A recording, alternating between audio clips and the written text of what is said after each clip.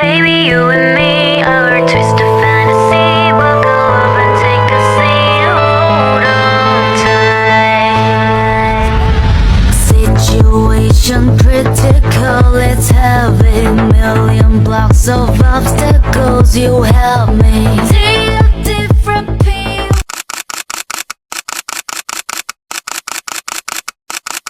Hai semuanya, selamat datang di video kami. Di sesi kali ini, kita bertiga bakal jelasin secara lengkap terkait deposito, terutama di BCA.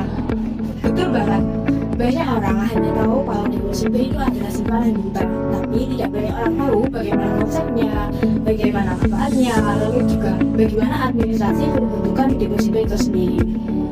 Dan biar memperjelaskannya lebih enak didengar, kita bahas dengan bahasa yang lebih ringan dan contoh yang dekat sama kehidupan sehari-hari. Jadi kamu bisa lebih mudah membayangkan fungsinya. Kita juga bakal memberikan gambaran nyata bagaimana seseorang membuka deposito di BCA, dokumen apa saja yang dibutuhkan, sampai memilih tenor yang tepat.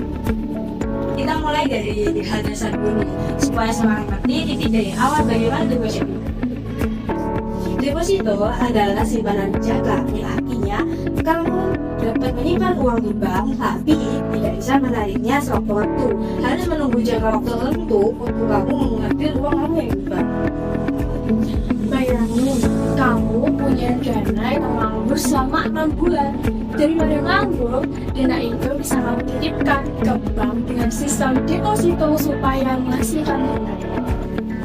Karena itu, deposito cocok untuk dana yang memang tidak akan mengembang dalam waktu depan. Misalnya, dana proyek, tabungan untuk beli motor tahun depan, atau dana parkir dari bisnis.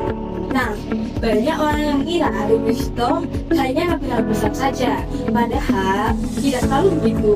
Di BCA saja ada yang memungkinkan buka deposito mulai dari 2 juta dengan proses yang sederhana. Salah satu alasan deposito populer adalah tingkat keamanannya. Karena dana digital pada sistem yang teratur dan bunganya sudah ditentukan di awal, jadi resiko fluktuasi hampir nggak ada. Kalau investasi seperti saham, harga bisa naik turun. Tapi di deposito, ketika kamu buka, bank setiap pasti tahu berapa bunga yang bakal kamu dapetin. Jadi sifatnya pasti. Kita bisa ibaratkan deposito seperti kamu menitipkan sepeda ke penginap bank resmi yang punya tiket bukti. Kamu tahu sepeda itu nggak kemana-mana dan saat kamu ambil kondisinya sama bahkan kamu dapat tambahan. Itulah kenapa deposito sering menggunakan perusahaan besar untuk menjaga dana sementara sambil menunggu kebutuhan operasionalnya. Bunga deposito itu dihitung dari nominal yang harus disimpan dan nama tenor yang kamu pilih. Semakin besar naik dan semakin lama tenornya, biasanya bunga yang kamu terima juga lebih besar. Contohnya begini, misalnya kamu punya dana 50 juta dan menaruhnya di deposito BCA dengan tenor 6 bulan. Bunga misalnya 3% per tahun, kamu sudah bisa menghitung estimasi hasilnya di akhir periode. Memang ada wajar, tetapi tetap lebih tinggi dibandingkan tabungan reguler. Dan yang menariknya, bunga deposito sifatnya stabil. Kamu tahu persis berapa yang akan kamu dapatkan di akhir dana. Deposito punya jangka waktu tertentu, mulai dari yang pendek seperti 1 bulan hingga yang panjang seperti 1 tahun. Soal jangka waktu itu, dana tidak bisa ditarik bebas. Jadi, penting untuk memilih tenor yang sesuai dengan keuanganmu.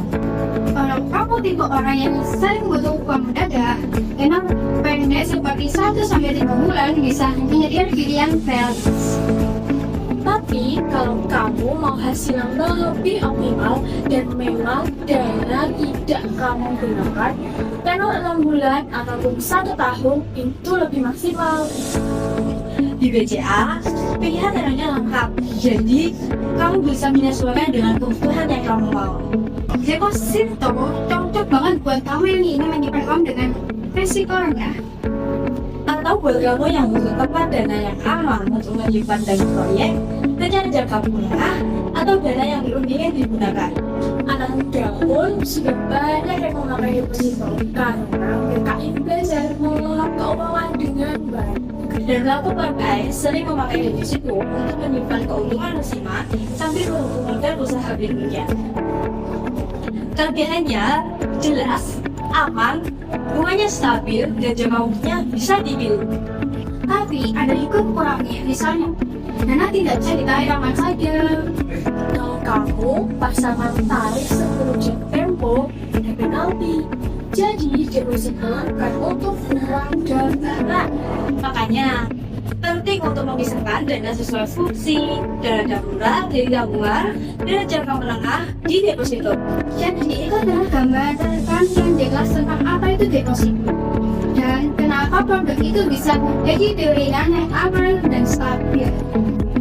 Dan kalau kamu mulai tertarik untuk menggunakan deposito, tenang, prosesnya juga sangat sederhana. Sekarang kita lanjut ke bagian berikutnya. Bagaimana sih cara memulai deposito bukan BCA? Kita akan mengulangannya satu persatu, termasuk dokumen apa aja yang kita. Untuk membuka deposito di BCA, dokumen yang dibutuhkan sangatlah sederhana. Kamu cukup membawa KTP dan bukti kepemilikan rekening BCA. Karena deposito BCA hanya bisa dibuka jika kamu sudah punya rekening dan sumber dana, misalnya tahapan BCA atau tahapan ekspres. Kalau sudah berusaha, tambah dokumen biasanya berupa akta pendirian, harga perusahaan, dan juga surat kuasa sudah dikuasa. Ketika tiba di dalam di BCA, kamu langsung menuju customer service. Kamu tinggal bilang mau membuka deposito, kemudian CS akan memberikan formulir pembukaan deposito. Di formulir itu, kamu akan memilih tenor, jumlah dana, nomor rekening pencairan, apakah deposito akan berbaca otomatis atau tidak. Ada dua tipe perpanjangan deposito di BCA. Yang pertama ada ARO, yang kemudian non ARO. ARO adalah constant waiting rollover. Artinya ketika jatuh tempo, deposito akan otomatis diperpanjang dengan tenor yang sama. Kalau non-ARO artinya dana akan dikembalikan ke rekening setelah jatuh tempo. Banyak orang memilih ARO supaya dana terus bertambah tanpa akhir. Setelah formulir selesai dan dana ditarik dari rekening, bank akan mengeluarkan lihat deposito. Biar itu jangan sampai hilang. Itu bukti bahwa kamu punya deposito.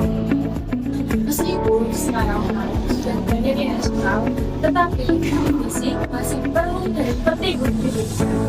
Selain membuka deposito, kita ke Bank BCA juga menyediakan fitur pembukaan deposito melalui BCA Mobile. Kamu bisa memilih nominal, tenor, hingga perpanjangan otomatis tanpa harus ke bank. Cocok untuk kamu yang sibuk dan butuh akses cepat. Jadi, itu tadi pembahasan tentang tempat deposito dan juga administrasinya di BCA. Kami berharap setelah menonton video ini, kamu bisa memahami proses dan manfaat deposito. Kalau kamu punya rencana keuangan jangka menengah, deposito bisa jadi pilihan ya.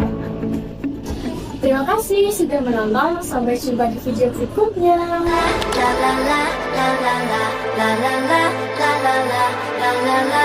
Hold on tight.